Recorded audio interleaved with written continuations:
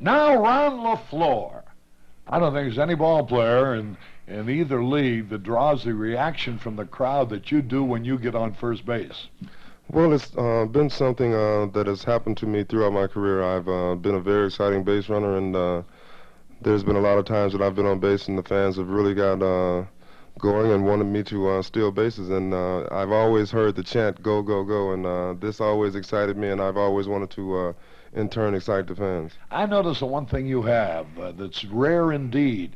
With the very first step, you're running at top speed. Usually, a guy needs 2 or 3 or 4 steps before he accelerates enough. Well, my legs are very strongly built, Harry, and I've always been able to get quick starts whenever I've been running, and it has assetted me a great deal in stealing bases. Before I ask you about advice you might give to youngsters who also aspire to be good base stealers, what sort of goals have you set for yourself with the White Sox? What would you like to do? Well, first of all, I would like to stay healthy. I've had an injury early in the season, but I think that I'm pretty much healed from that. I would like to possibly steal 100 bases. This is something that I had my eyes set on last year, and I was injured, and it stopped me from stealing 100 bases, but I still ended up with 97. Yeah. Now, a young ball player, what advice would you give him about stealing bases, or being a good base runner?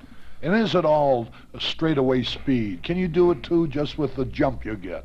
Well, first of all, I think that when you're first starting, if you do have a tremendous amount of speed, you can steal bases on just speed alone because of possibly the pitchers and catchers and the teams not knowing you. And after that, you're going to have to be a good studier of pitchers and knowing the way the teams set up their defense against you. And if you're not a good studier of the pitchers, you're not going to be able to get good jumps at times, and your speed is not going to help you all along through your career.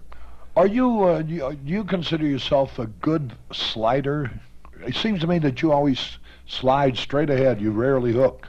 Well, I've watched Lou Brock steal a lot of bases, and I've gotten a lot of advice from Lou Brock, and I talked with Maury Wills also, and I noticed that Lou Brock was always a very hard, straight-in slider with a pop-up slide, and that in turn helped you get to the base a little quicker. And on the questionable calls for umpires, I think that you can basically get the safe call more so than not. I'm just wondering if you've figured out the mathematics of it, how long it takes the catcher to throw to second base, and how long it takes you to run from first to second with the lead that you get. I've got about 3.5 seconds to get the jump and get down to second base, which it really doesn't take that long. It takes maybe about 2 seconds to get to second base, and I've decided that in that period of time that I'll be successful more times than not, unless I'll possibly slip or something like that, which would alter my jump. Thanks, Ron.